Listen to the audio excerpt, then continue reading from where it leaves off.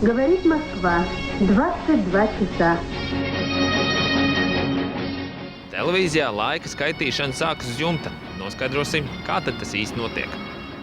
Jā, mēs saņemam laiku caur GPS sistēmu, kura kopīgi sinhronizējas ar visu pasaulē.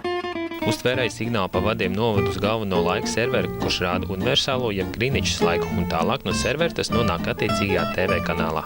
Sistēma pielāgojas pie katra valsts un pie katra kanāla. Piemēram, mums viens laiks, afrikāņu laiks ir mazliet citādāks, un kā arī Maskavas. Bet jūs paši ar roku regulējat? Nē, pati sistēma to regulē un pielāgojas, lai radītu pareizo programmu attiecīgajā laikā. Savukārt radio ētera personības laiku redz savā datorā, un sistēma ir daudz vienkāršāka. Ir dažādi veidi īstenībā, kā paņemt pareizo laiku, vienkārši pieslēgties pie jebkuras servera interneta. Tā arī ar mūsu radio. Viņi ņem precīzu laiku no interneta.